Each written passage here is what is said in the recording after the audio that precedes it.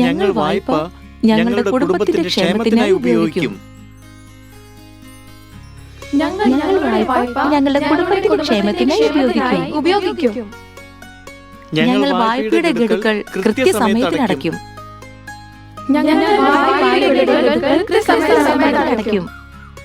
ഞങ്ങൾ കഴിയുന്നത്ര സമ്പാദിക്കും. ഞങ്ങൾ ഞങ്ങളുടെ കുട്ടികൾക്ക് നല്ല വിദ്യാഭ്യാസം നൽകും.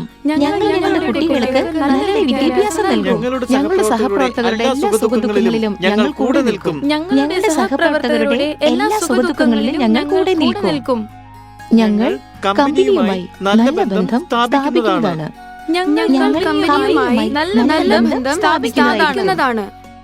ഞങ്ങൾ ചെയ്യുന്നതെന്തിനും പറയുന്നതെന്തിനും ദൈവം സാക്ഷിയായിരിക്കും.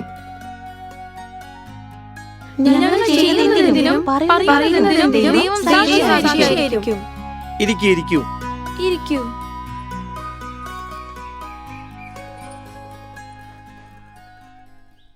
നിങ്ങളോടെല്ലാം ഈ കാര്യം പറയുന്നതിൽ എനിക്ക് സന്തോഷമുണ്ട്. ഇന്ന് നിങ്ങളോട് സംസാരിക്കാൻ നമ്മളുടെ കമ്പനിയുടെ സോണൽ മാനേജർ പ്രീതി മാഡം വന്നിട്ടുണ്ട്. ഞാൻ ലക്ഷ്മിജിയോട് അഭ്യർത്ഥിക്കുന്നു, ഈ പൂച്ചെണ്ട് നൽകി പ്രീതി മാഡത്തെ സ്വാഗതം ചെയ്യൂ.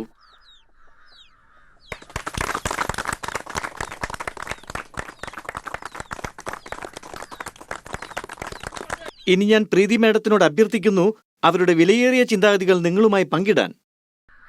നന്ദി സുരേഷ് ജി. ആദ്യമായി തന്നെ ഞാൻ നിങ്ങളേവരെയും അഭിനന്ദിക്കുന്നു. നിങ്ങളെല്ലാം എപ്രകാരമാണോ നിങ്ങളുടെ വ്യവസായത്തെ വളർത്തിയത്, കൂടാതെ കുടുംബത്തിന്റെ ഉയർച്ചയ്ക്കായി ശ്രമിച്ചത്, ഇതെല്ലാം കണ്ടിട്ട് എനിക്ക് വളരെ സന്തോഷമായി. ഇപ്രകാരം നിങ്ങൾ കമ്പനിയിൽ നിന്നെടുത്ത വായ്പയും വളരെ സത്യസന്ധമായി തന്നെ അടയ്ക്കുന്നുമുണ്ട്. ഇത് കണ്ടിട്ട് എനിക്ക് വളരെ ഇഷ്ടപ്പെട്ടു. തോന്നുന്നത് മൈക്രോ ക്രെഡിറ്റ് നിങ്ങൾക്ക് വളരെ പ്രയോജനപ്പെട്ടുവെന്ന് സ്ഥാപിക്കപ്പെട്ടുകൊണ്ടിരിക്കുകയാണ്. എന്തു തോന്നുന്നു ലക്ഷ്മി ചേച്ചി? ഉപകാരപ്രദം തന്നെയല്ലേ? വളരെ പ്രയോജനകരമാണ്.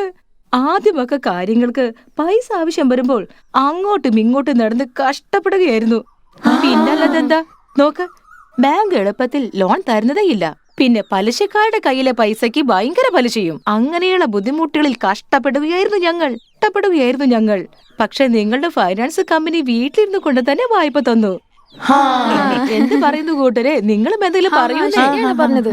അതെ മാഡം, ലക്ഷ്മി വാസ്തവമാണ് പറഞ്ഞത്. ഇത് കേട്ടിട്ട് വളരെ സന്തോഷമുണ്ട്. കാരണം ചിലയിടങ്ങളിൽ ചില അനിഷ്ട സംഭവങ്ങളും നടന്നിട്ടുണ്ട്. അതിലൂടെ ഈ പദ്ധതിയുടെ ദുരുപയോഗവും നടന്നിട്ടുണ്ട്. അതുകൊണ്ട് കമ്പനിക്ക് നഷ്ടം സംഭവിച്ചിട്ടുണ്ട്. കൂട്ടത്തിൽ സ്ത്രീകൾക്ക് നഷ്ടമുണ്ടായിട്ടുണ്ട്. മാഡം, താങ്കൾ രാംനഗറിലെ അംബെ ഗ്രാമത്തിൽ സംഭവിച്ച കാര്യമാണ് പറയുന്നതല്ലേ? ശരിയാണ്, പറഞ്ഞത് ശരിയാ. അവിടെ എന്താണ് സംഭവിച്ചത് മാഡം? രാംനഗറിൽ രേവതി തന്റെ ഭർത്താവുമൊത്ത് സുഖമായി കഴിയുകയായിരുന്നു.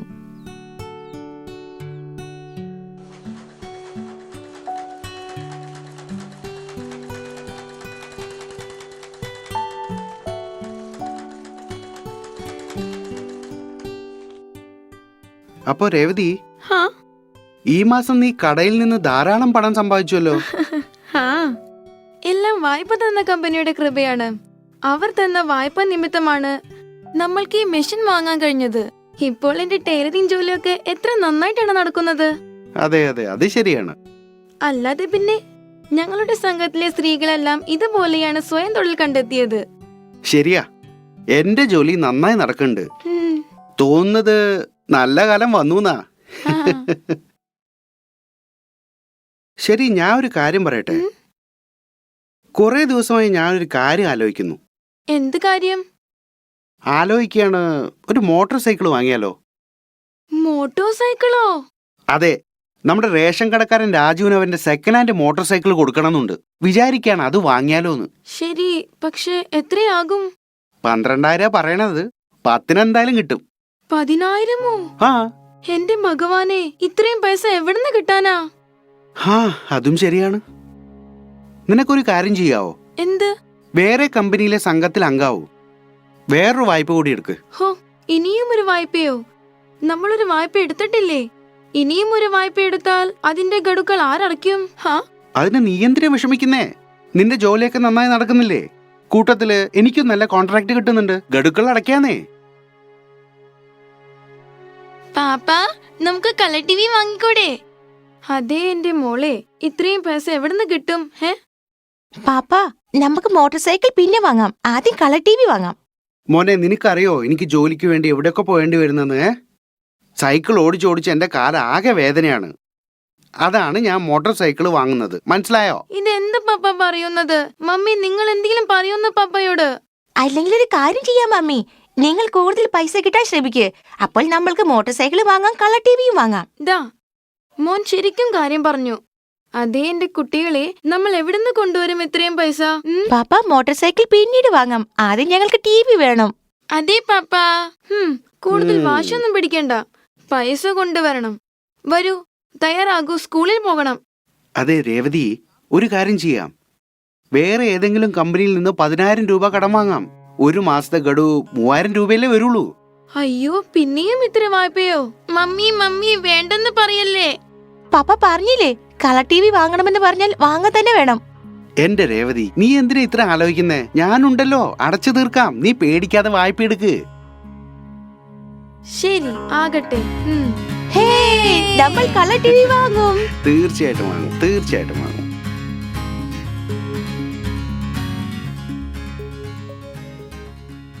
ഹാ രേവതി, എങ്ങനെ പോകുന്നു ജോലിയൊക്കെ? മഞ്ജു, നീയോ? ഇരിക്കുന്നേ. എന്റെ ജോലിയൊക്കെ നന്നായിട്ട് പോകുന്നുണ്ട്. നീ പറയ്, നിന്റെ സാരി കച്ചവടമൊക്കെ എങ്ങനെയുണ്ട്? നന്നായിട്ട് പോകുന്നുണ്ട്. കമ്പനി തന്ന വായ്പ കൊണ്ട് ഞങ്ങളുടെ സംഘത്തിലെ എല്ലാ സ്ത്രീകളുടെ ബിസിനസ്സും നന്നായി പോകുന്നുണ്ട്. അത് ശരിയാണ്. മഞ്ജു, ഒരു കാര്യം പറയട്ടെ. ഞാൻ വേറെ 2 കമ്പനിയോടെ അംഗമായിട്ടുണ്ട്. കുറച്ചു ദിവസത്തിനുള്ളിൽ എനിക്ക് 2 വായ്പയും കൂടി കിട്ടും. അപ്പോ അദ്ദേഹത്തിന് വേണ്ടി മോട്ടോർ സൈക്കിളും കുട്ടികൾക്ക് കളർ ടിവിയും വാങ്ങും. അയ്യോ, ഒരേ സമയത്ത് 3 ലോൺ. പക്ഷേ നിങ്ങൾ ഇതിന്റെ ഗഡു എങ്ങനെ അടയ്ക്കും?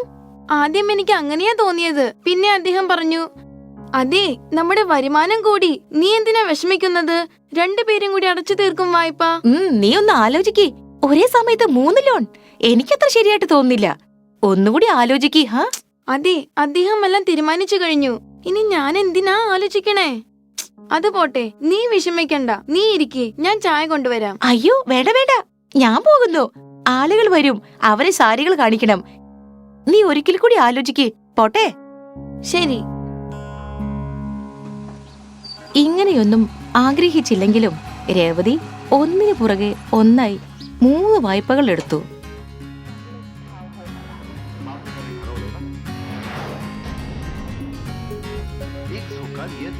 കുടുംബം മുഴുവൻ ആഹ്ലാദ തിമിർപ്പിലായി. പക്ഷേ ഈ സന്തോഷം അധികനാൾ നീണ്ടു നിന്നില്ല.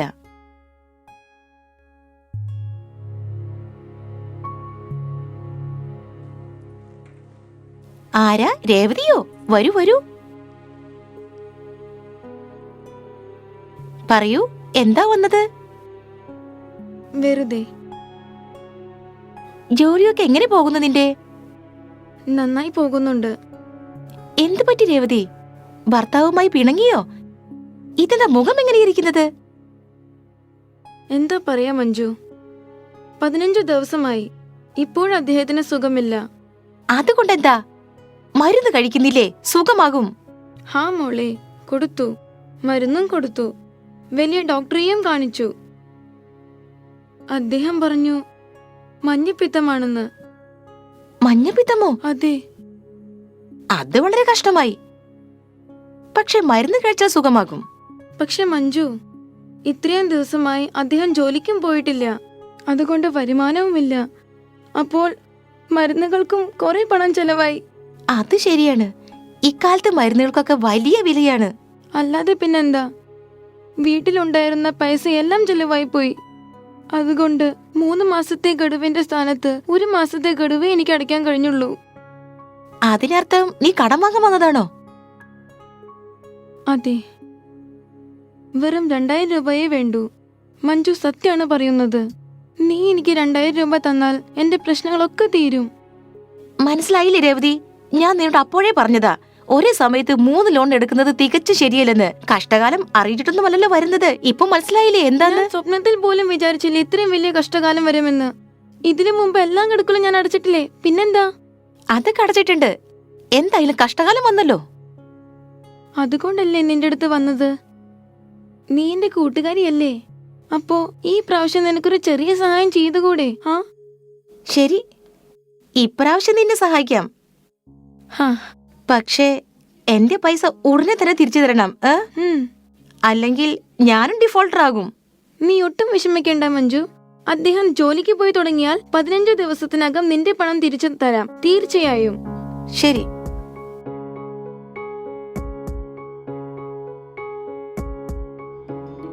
അതെ, ഞാനെന്താ പറയണെന്ന് വെച്ചാ, അതെ കേൾക്കുന്നേ, ആ അതെ ഞാൻ കേൾക്കുന്നുണ്ട് പറയുന്നത്. ആദ്യം ടി വി നിർത്തൂ. ഇതാ നിർത്തി, ഇനി പറ. നോക്കൂ, ഇതുവരെ എന്നെ കൊണ്ടാകുന്ന വിധത്തിൽ കാര്യങ്ങൾ നടത്തി. എന്നാൽ ഈ മാസത്തെ 4 കടകളുടെ 12,000 രൂപയും അതിന്റെ പലിശയും ഒക്കെ അടയ്ക്കേണ്ടി വരും. അതെ മോളെ, എനിക്കിതൊക്കെ അറിയാം. പക്ഷെ ഞാൻ എവിടുന്ന പൈസ കൊണ്ടുവരിക? ഈ മാസം എങ്ങനെയെങ്കിലും ശരിയാക്കാൻ നോക്ക്. എനിക്കൊരു സ്ഥലത്ത് പെയിന്റിംഗ് ജോലി കിട്ടാൻ പോകുന്നുണ്ട്. ജോലി കിട്ടിയാൽ അടുത്ത മാസം കടം മുഴുവൻ വീട്ടാന്നേ. അതുണ്ടാകില്ല. കഴിഞ്ഞ മാസം എങ്ങനെയൊക്കെ ഞാൻ ശരിയാക്കി. ഇപ്രാവശ്യം എന്റെ ഒരു കൂട്ടുകാരി പോലും എന്നെ സഹായിക്കില്ല. എത്ര കേട്ടു അവരുടെയൊക്കെ ശകാരം. ഇനി എനിക്ക് സഹിക്കാൻ പറ്റില്ല. ഞാൻ എന്ത് ചെയ്യണമെന്നാ നീ പറയുന്നേ? ഞാൻ ഇറങ്ങി തണ്ടണോ? അങ്ങനെയൊന്നും പറഞ്ഞില്ലല്ലോ. നോക്ക്, ഞാൻ പറയുന്നത്, അതായത് നമ്മൾ നമ്മളുടെ മോട്ടോർ സൈക്കിൾ വിറ്റാൽ തൽക്കാലത്തേക്ക് നമ്മളുടെ പ്രശ്നമൊക്കെ ശാന്തമാകില്ലേ? എന്റെ മോട്ടോർ സൈക്കിൾ കൊടുക്കാനോ? എന്നിട്ട് ഞാൻ ജോലിക്ക് എങ്ങനെ പോവാ? നീ കാണുന്നില്ലേ രോഗം മൂലം എന്റെ അവസ്ഥ എന്താണെന്ന്? ഇനി മോട്ടോർ സൈക്കിൾ വിറ്റാലേ പറ്റുമെങ്കിൽ എന്റെ മേലോട്ടുള്ള ടിക്കറ്റും ശരിയാവും. എന്താണ് ഈ പറയുന്നത്? പിന്നെന്താ, അക്കാരം വിട്ടുകള മോളെ. ഈ മാസം നീ എങ്ങനെയെങ്കിലും ശരിയാക്ക്. അല്ലെങ്കിൽ പോയി നിന്റെ അമ്മയുടെ വീട്ടിൽ നിന്ന് പൈസ കൊണ്ടുപോവാ. അവരെവിടുന്ന് പൈസ തരും? നിങ്ങൾക്കറിയില്ലേ അവരുടെ അവസ്ഥ നമ്മളെക്കാൾ മോശമാണെന്ന്. ഞാൻ അവരൊന്നും കഷ്ടപ്പെടുത്തില്ല. എന്നാ പോയി ചാവ്.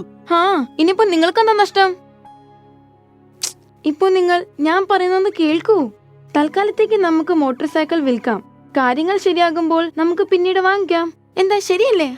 നീ എന്നെ ഇതൊന്നും പഠിപ്പിക്കണ്ട, മനസ്സിലായോ? അധികം പറഞ്ഞാണ്ടല്ലോ മുഖാടച്ചൊന്ന് തരും. അല്ലെങ്കിൽ ഒരു കാര്യം ചെയ്യാം, നിന്റെ വളയും മംഗല്യ സൂത്രം ഇങ്ങുതാ. തട്ടാന്റെ അടുത്ത് പണയം വെക്കാം, കടയെല്ലാം വീട്ടാം. എന്താ? ഇത് നടക്കില്ല. നോക്കൂ, ഞാൻ വേണമെങ്കിൽ വള തരാം, പക്ഷെ താലി തരില്ല. എന്റെ അടുത്ത് വലിയ ആളാവല്ലേ? അതിനിപ്പോ കേക്ക്, ഒരു കള്ളത്താലി വാങ്ങിക്ക്, അത് ധരിക്ക്. പോയി താലി ചെയിൻ എടുത്തോണ്ട് വാ. അയ്യോ, എന്താണ് ഈ പറയുന്നത്? എന്റെ താലി ചെയിൻ ഞാൻ ഒരിക്കലും തരില്ല. ആ പാപം ഞാൻ ഒരിക്കലും ചെയ്യില്ല. നീ എന്നെ അനുസരിക്കില്ലടി. ഇങ്ങോട്ടോട്ടാ. വിടൂ, ഞാൻ തന്നെ തരാം. ഇതാ.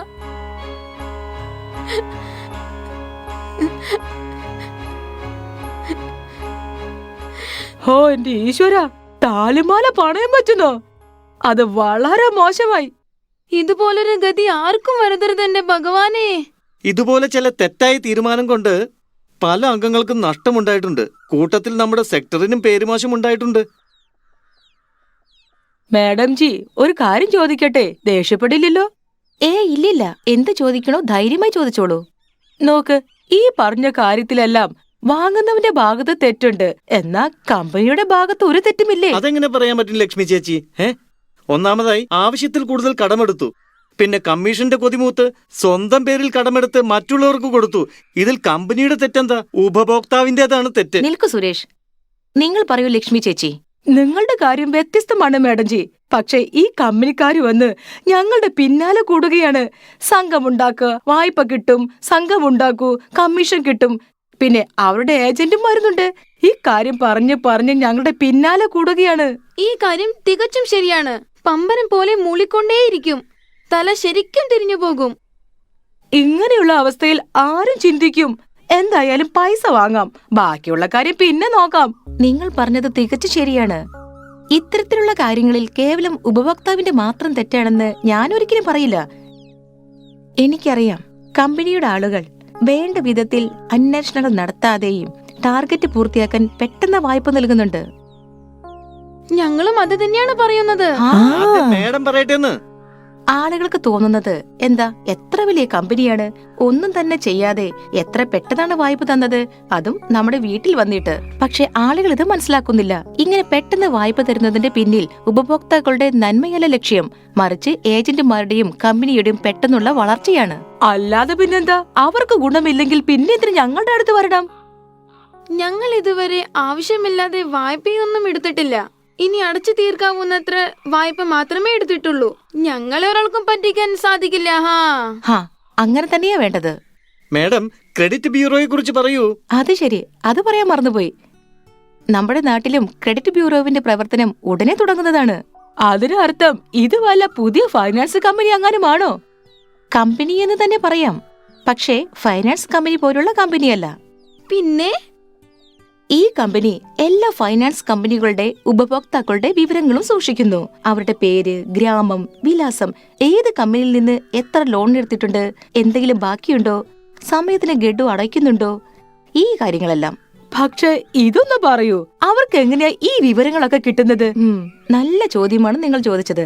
നമ്മുടെ നാട്ടിലെ എല്ലാ ബാങ്കുകളും ഫൈനാൻസ് കമ്പനികളും ഉപഭോക്താക്കളുടെ എല്ലാ വിവരങ്ങളും ഈ ബ്യൂറോവിന് അയച്ചു കൊടുക്കും. അതുകൊണ്ട് നിങ്ങൾ എപ്പോഴാണോ ഏതെങ്കിലും ബാങ്ക് അല്ലെങ്കിൽ ഫൈനാൻസ് കമ്പനിയുടെ ഉപഭോക്താവാകുന്നത്, നിങ്ങളുടെ എല്ലാ വിവരങ്ങളും ക്രെഡിറ്റ് ബ്യൂറോവിന്റെ കമ്പ്യൂട്ടറിൽ സൂക്ഷിക്കുന്നതാണ്. അതിശയം തന്നെ, എല്ലാ വിവരങ്ങളും കമ്പ്യൂട്ടറിലോ? ബട്ടൺ അമർത്തിയാൽ അവരുടെ എല്ലാ കഥകളും പുറത്തേക്ക്. തീർച്ചയായും. പക്ഷെ ഇത് മാത്രമല്ല, നിങ്ങളുടെ ക്രെഡിറ്റ് നല്ലതായിരുന്നാൽ, അതായത് നിങ്ങൾ സമയത്തിന് വായ്പ തിരിച്ചടച്ചാൽ, മറ്റൊരു കാര്യത്തിനും തെറ്റ് പറ്റിയിട്ടില്ലെങ്കിൽ, അപ്പോൾ നിങ്ങൾക്ക് വലിയ തുക കുറഞ്ഞ പലിശയിൽ കുറഞ്ഞ സമയത്തിനുള്ളിൽ ലഭിക്കുന്നതായിരിക്കും. അതായത് ഞങ്ങളെ പോലുള്ള നല്ല ആളുകൾക്ക് ഇതിന്റെ ഗുണം കിട്ടും. തികച്ചും ശരിയാണ് പറഞ്ഞത്. ഇനി പറയൂ, ആരെങ്കിലും ഏതെങ്കിലും ബാങ്കിന്റെ അല്ലെങ്കിൽ ഫൈനാൻസ് കമ്പനിയുടെ വായ്പ തിരിച്ചടച്ചില്ലെങ്കിലോ? അതുകൊണ്ടെന്താ, ആ പുരുഷനും സ്ത്രീക്കും മറ്റൊരു കമ്പനിയിൽ നിന്നും അഥവാ ബാങ്കിൽ നിന്നും വായ്പ ഒരിക്കലും കിട്ടില്ല. ഇത് വളരെ നന്നായിരിക്കും അല്ലേ? അല്ലെങ്കിൽ ചില തെമ്മാടികൾ ഒരു കമ്പനിയിൽ നിന്നും വായ്പ എടുത്ത് മുങ്ങിക്കളയും, മറ്റൊരിടത്തുനിന്നും ചെന്നും അവിടുന്ന് മുങ്ങിക്കളയും. ഇത് തന്നെ ആവർത്തിച്ചോണ്ടിരിക്കും. ഇനി കേൾക്കൂ, എല്ലാ കമ്പനികളും ബാങ്കുകളും ഉപഭോക്താക്കളുടെ വിവരം ക്രെഡിറ്റ് ബ്യൂറോയെ അറിയിക്കേണ്ടതാണ്. നിയമപരമായി ഇത് നിർബന്ധമാണ്. ഇക്കാര്യം വളരെ നന്നായി. ഇതുകൊണ്ട് ഒരു പ്രശ്നവും ഉണ്ടാകില്ല. അങ്ങനെ സംഭവിക്കാനേ പാടില്ല. അവസാനമായൊരു കാര്യം പറയാം. വായ്പ എടുക്കുന്നത് ഒരു തെറ്റായ കാര്യമല്ല. എന്നാൽ ആവശ്യത്തിൽ കൂടുതൽ വായ്പ എടുക്കൽ, ആവശ്യമില്ലാതിരുന്നിട്ട് കൂടി കേവലം കമ്മീഷനു വേണ്ടി സ്വന്തം പേരിൽ ലോൺ എടുത്ത് മറ്റുള്ളവർക്ക് കൊടുക്കൽ, അത് സമയത്തിന് അടയ്ക്കാതിരിക്കുക, ഇതെല്ലാം തെറ്റാണ്. ഈ വിധത്തിൽ ഏത് കമ്പനികളാണോ നിങ്ങളുടെ ക്ഷേമത്തിന് എന്ന പോലെ നടിച്ച് നിങ്ങൾക്ക് കുറഞ്ഞ പലിശയ്ക്ക് വായ്പ വാഗ്ദാനം ചെയ്യുന്നത്, അത്തരം കമ്പനികളെ നിങ്ങൾ അകറ്റി നിർത്തണം. എന്താ, മനസ്സിലായില്ലേ? ശരിയാ. ഏറ്റവും നല്ല കാര്യമാണ്